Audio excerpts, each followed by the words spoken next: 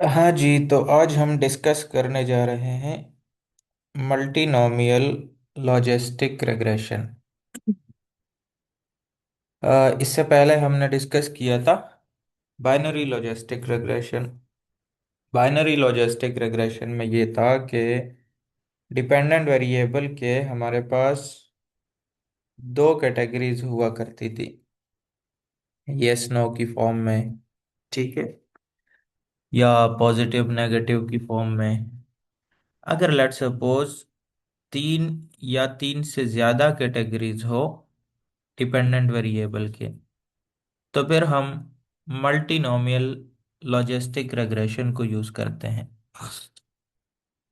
Independent variable जो है वो स्केल वेरिएबल हो सकता है, ऑर्डिनल हो सकता है, नॉमिनल हो सकता है। अच्छा, ये जो डिपेंडेंट वेरिएबल है ना, ये ऑर्डिनल नहीं होगा, ये नॉमिनल कैटेगरीज का होगा। ठीक है, वेरिएबल को हमने डिस्कस किया हुआ था बिल्कुल स्टार्ट के लेक्चर्स में, नॉमिनल, ऑर्डिनल और स्केल वेरिएबल्स। तो डिपेंडेंट वेरिएबल तीन या तीन से ज्यादा कैटेगरीज, तो फिर मल्टीनोमियल यूज होगा। अब जो हमारे पास डेटा है, इसको पहले हम एक नज़र देखते हैं। यहाँ पे एक डेटा लिया गया है जिसमें है ट्रीटमेंट्स, जो कि हमारा डिपेंडेंट वेरिएबल है, और इसकी हमने तीन कैटेगरीज बनाई है, treatment A, treatment B and treatment सी।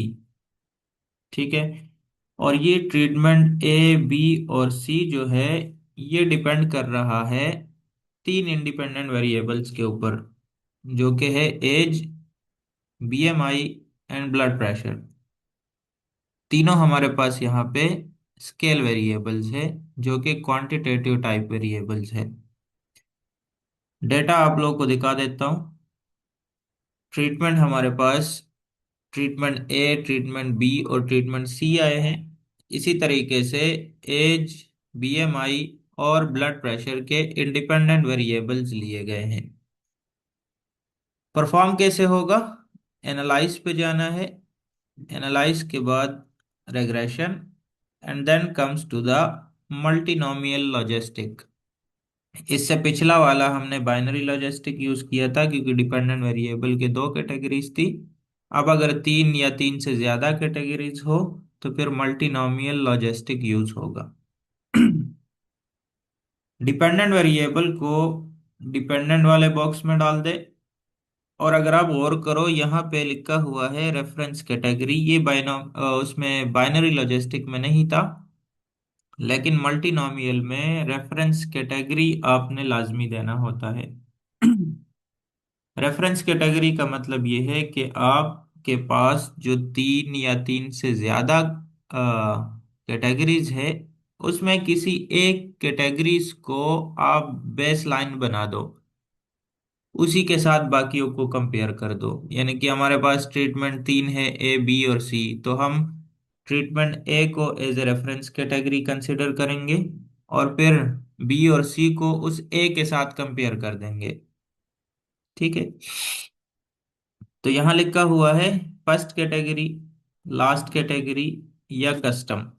आपकी मर्जी है, आप ट्रीटमेंट ए को लेना चाहते हो रेफरेंस कैटेगरी, बी को लेना चाहते हो, सी को लेना चाहते हो, डिपेंड करता है रिसर्चर के ऊपर।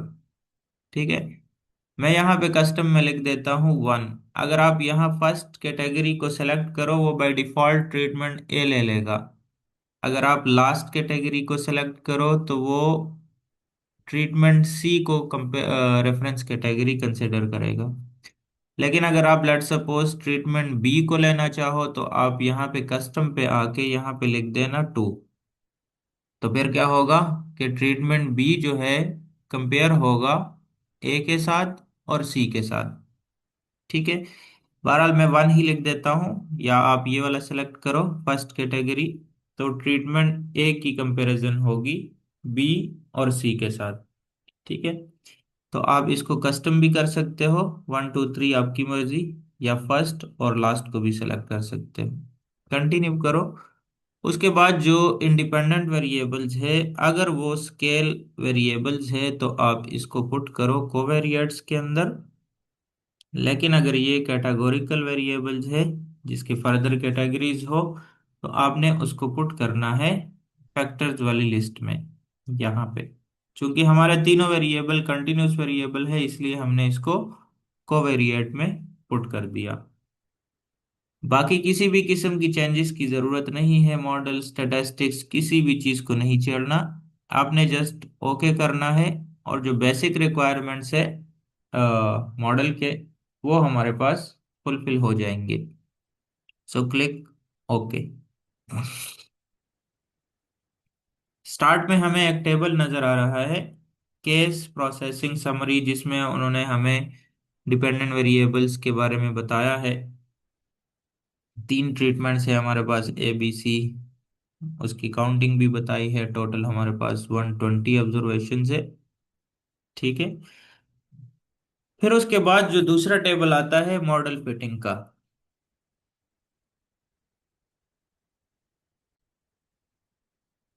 ये वाला जो टेबल है, ये हमें ओवरऑल मॉडल की सिग्निफिकेंसी बताएगा कि आया मॉडल हमारा सिग्निफिकेंट है या इनसिग्निफिकेंट है।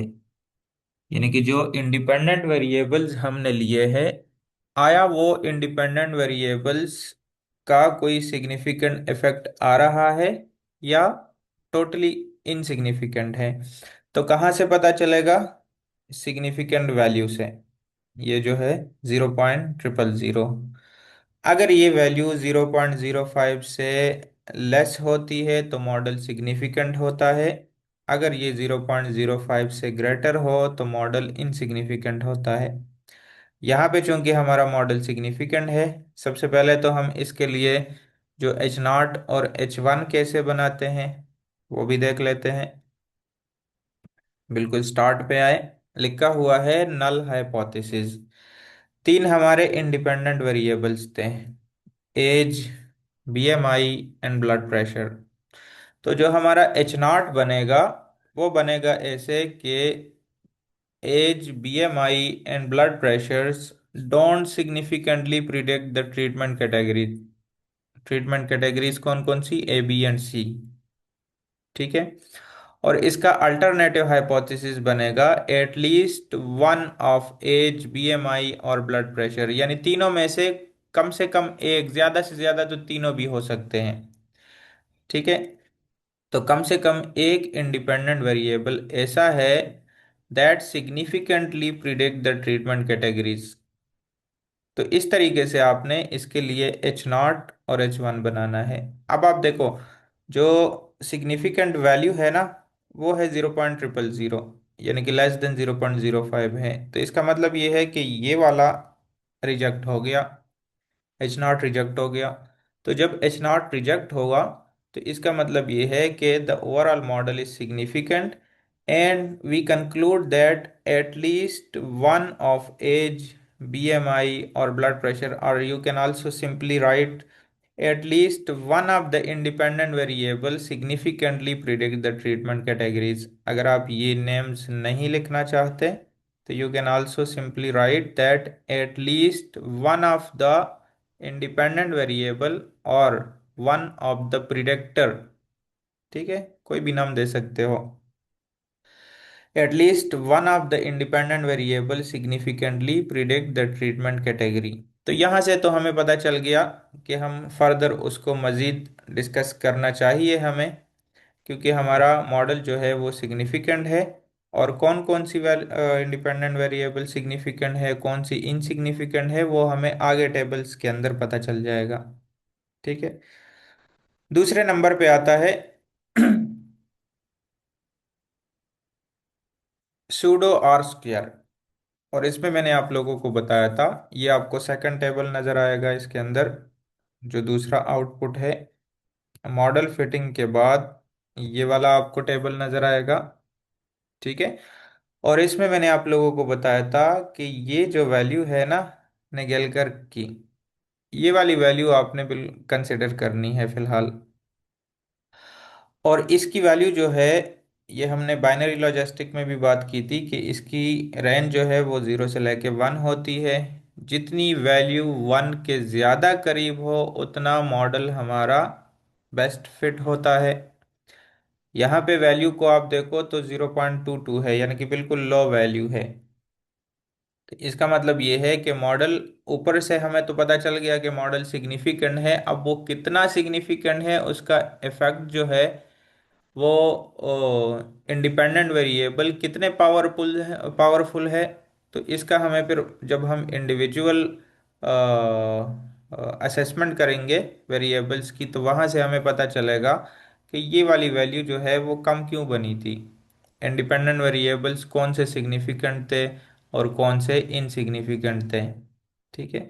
तो निगलकर की वैल्यू से हमें पता चला कि जो इंडिपेंडेंट वेरिएबल है that is not too much powerful. आप इसकी एक्सप्लेनेशन में यहाँ देख सकते हो। The Nagelkar R square of 0.22 indicates that the model has a relatively modest explanatory power pull, or you can also write the weak। लेकिन week जो है वो बहुत ज़्यादा हो जाएगा। बहरहाल सिंपली आप प्रोफेशनल वे में लिखना चाहो तो relatively modest explanatory power for predicting the treatment categories. तो इस तरीके से लिखो। ठीक है। उसके बाद नेक्स्ट टेबल। अब ये टेबल हमें बता देगा कि जो इंडिविजुअल इंडिपेंडेंट वेरिएबल्स थे, आया वो कौन से सिग्निफिकेंट थे और कौन से इनसिग्निफिकेंट हैं। तीन हमने इंडिपेंडेंट वेरिएबल्स लिए थे, एज, बीएमआई और ब्लड प्रेशर। तो अगर आप इसकी सिग्निफिकेंसी चेक करो तो एज का जो वेरिएबल है इसकी सिग्निफिकेंट वैल्यू बन रही है 0.063, which is greater than 0.05। It means that the age is insignificant in the model। दूसरा बीएमआई को चेक करो, 0.024 सिग्निफिकेंट है, और ब्लड प्रेशर जो है ये भी इनसिग्निफिकेंट है। अब यहाँ आप अगर इसके साथ आप इसको मैच करो ना नेगेलकर की वैल्यू के साथ, जो 0.22 कम बन रही थी, तो क्यों बन रही थी? क्योंकि यहाँ पे आप देखो दो इंडिपेंडेंट वेरिएबल्स मॉडल के अंदर इनसिग्निफिकेंट है और सिर्फ बीएमआई जो है वो सिग्निफिकेंट है, तब जाके जो ये वाली वैल्यू है वो कम बनी है। ठीक है।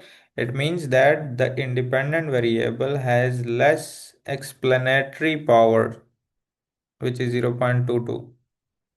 तो यहाँ से आप इसकी इंटरप्रिटेशन भी लिख सकते हो। अब देखो एज जो है वो 0.063 है which is greater than 0.5। Age does not significantly contribute to predicting treatment category, क्योंकि ये इनसिग्निफिकेंट है।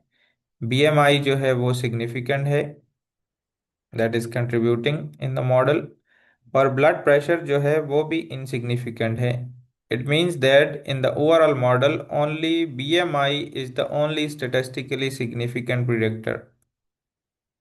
क्लियर? इसलिए जो सूडो आर स्क्वायर की वैल्यू है दैट इज 0.22। अब डिस्कस करते हैं लास्ट का table, parameter estimates. Parameter estimates के अंदर आपने दो चीज़ें फिलहाल देखनी है, बीटा की वैल्यूज और सिग्निफिकेंट वैल्यू, जो सिग वैल्यू है ना, पी वैल्यू। यहाँ पे आप देखो कि हमारे पास तीन कैटेगरीज थी, treatment A, treatment B and treatment C. हमें बी और सी की वैल्यूज तो नज़र आ रही है लेकिन ट्रीटमेंट ए हमें नज़र नहीं आ रहा। तो वो जो हमने उसको एज ए रेफरेंस कैटेगरी लिया था ना, आपको मैंने बताया था कि अगर आप किसी कैटेगरी को रेफरेंस कैटेगरी लो तो बाकी दोनों उसके साथ कंपेयर होंगे। तो आप देखो लिखा हुआ है the reference category is treatment A. It means that treatment B की वैल्यूज को कंपेयर किया जाएगा ट्रीटमेंट ए के साथ। अब इसकी कंपैरिजन कैसे होगी? तो कंपैरिजन होगी on the basis of these beta values. ये वाली वैल्यूज या तो पॉजिटिव फॉर्म में होगी या फिर नेगेटिव फॉर्म में होगी। अगर ये वैल्यू पॉजिटिव फॉर्म में हुई तो इसका मतलब ये होगा कि treatment B is more efficient than treatment A. जैसे एज के लिए आप देखो 0.061 है, तो इसका मतलब ये है कि ट्रीटमेंट बी जो है, जैसे जैसे एज बढ़ती है तो treatment B is more efficient than the treatment A. जैसे जैसे बीएमआई की वैल्यू बढ़ती है, treatment B is more efficient than treatment A. Blood pressure जैसे जैसे बढ़ता है तो ट्रीटमेंट बी जो है is more efficient than treatment A. इसी तरीके से जब यहाँ पे अगर आप ट्रीटमेंट सी की तरफ आओ, जैसे जैसे एज बढ़ती है treatment C is more efficient than treatment A. BMI की वैल्यू जैसे बढ़ती है treatment C is more desirable. And blood pressure जैसे जैसे बढ़ता है तो इसका मतलब ये है कि treatment C is more desirable than treatment A. इसके साथ साथ आप इसकी सिग्निफिकेंट वैल्यू देखोगे। एज जो है वो सिग्निफिकेंट है, बीएमआई सिग्निफिकेंट है क्योंकि वैल्यू 0.05 से लेस है। ब्लड प्रेशर जो है वो इनसिग्निफिकेंट है, और ब्लड प्रेशर सबके लिए इनसिग्निफिकेंट है। ट्रीटमेंट बी के लिए भी इनसिग्निफिकेंट है और ट्रीटमेंट सी के लिए भी इनसिग्निफिकेंट है। और ट्रीटमेंट सी में अगर आप एज को देखो ना, ये भी इनसिग्निफिकेंट है। ठीक है, तो आप इसकी इंटरप्रिटेशन यहां से देखो। लिखा हुआ है ट्रीटमेंट बी वर्सेस ट्रीटमेंट सी, सॉरी ए, क्योंकि पहले बी को ए से कंपेयर किया जाएगा और फिर सी को ए से कंपेयर किया जाएगा। तो आप देखो पहले एज की वैल्यू 0.061 और पी वैल्यू देखो 0.03। ये वाली क्या है, सिग्निफिकेंट है because the P value is less than 0.05। अब इसकी इंटरप्रिटेशन कैसे लिखोगे? स्टैटिस्टिकली इंटरप्रिटेशन आपने लिखनी है। A 1 unit increase in age is associated with higher odds of being in treatment B rather than treatment A। जैसे मैंने आप लोगों को बताया कि एज के अंदर जैसे आप 1 यूनिट बढ़ाते हो तो फिर treatment B will be more desirable than the treatment A. It means that age is associated with higher odds, ठीक है, of being in treatment B rather than treatment A. इसी तरीके से जैसे जैसे आप बीएमआई को देखो, ये भी सिग्निफिकेंट है। तो it means that a 1 unit increase in BMI is associated with higher odds of being in treatment B rather than treatment A. और ब्लड प्रेशर को अगर आप देखो तो ये इनसिग्निफिकेंट है, इसकी आप वैल्यू देखो 0.626 है, विच इज इन इनसिग्निफिकेंट। इसी तरीके से आपने ट्रीटमेंट सी के लिए भी सेम टू सेम स्टेटमेंट्स लिखनी है। सिर्फ और सिर्फ क्या होगा, ये वाली वैल्यू चेंज करनी है यहाँ पे, वो होगा 0.15। और पी वैल्यू जो है वो 0.585 है, तो ये पहले वाला इनसिग्निफिकेंट आ जाएगा वैसे भी। सेकंड वाले को देखो बीएमआई 0.148, और इसकी सिग्निफिकेंट वैल्यू जो है वो 0.05 से लेस है, तो ये सिग्निफिकेंट है। तो आप इसके लिए सेम टू सेम वर्डिंग लिखोगे कि a 1 unit increase in BMI is associated with higher odds of being in treatment C rather than treatment A। अब इसका ये भी क्वेश्चन अराइज होगा कि कितने परसेंट जो है वो एफिशिएंट है फ्रॉम द ट्रीटमेंट ए। तो उसके लिए वैल्यूज जो है ना, ये वाली वैल्यूज देखते हैं। इसको बोलते हैं ऑड रेशोज, ये जो वर्ड यहाँ पे यूज हुआ है ना। ठीक है, इसके इंटरप्रिटेशन में आप लोग को बाद में नेक्स्ट वीडियो में कहीं जाके समझाऊंगा, वर्ड को और एक्सपोनेंशियल को। अभी फिलहाल हम सिर्फ टेस्ट की बेसिक जो रिक्वायरमेंट है वो देख रहे हैं बस। ठीक है, बिल्कुल सिंपल बेसिक लेवल पे। तो एक्सपोनेंशियल बीटा, इसकी वैल्यूज, इसकी इंटरप्रिटेशन वो इसी के साथ लिंक कर रही है। ये जो हमने लिखा है ना विद हायर ऑड्स, कितना हायर ऑड्स, तो उसकी थोड़ी सी मैथमेटिकल कैलकुलेशन है। 1 से कहीं जाके माइनस करना है या 1 उसमें से माइनस करना है। अगर वैल्यू 1 से ग्रेटर आए तो 1 से माइनस करना है, अगर वन से लेस आए तो वन उसमें से माइनस करना है। तो वो मैथमेटिकल कैलकुलेशन हम बाद में एक नेक्स्ट वीडियो में छोटी सी वीडियो बनाएंगे। ठीक है। फिलहाल आप फोकस करो सिग्निफिकेंट वैल्यू पे और बीटा की इंटरप्रिटेशन पे। ठीक हो गया। तो ये आज के लिए मल्टीनोमियल लॉजिस्टिक रिग्रेशन था, जिसमें हमने डिपेंडेंट वेरिएबल्स की तीन कैटेगरीज को डिस्कस किया। तो लॉजिस्टिक रिग्रेशन यूज तब होता है जब डिपेंडेंट वेरिएबल हैव थ्री और मोर देन थ्री कैटेगरीज, और इंडिपेंडेंट वेरिएबल स्केल वेरिएबल हो, ऑर्डिनल हो या नॉमिनल हो। ठीक है। तो आज के लिए इतना ही। मिलते हैं फिर नेक्स्ट लेक्चर के साथ।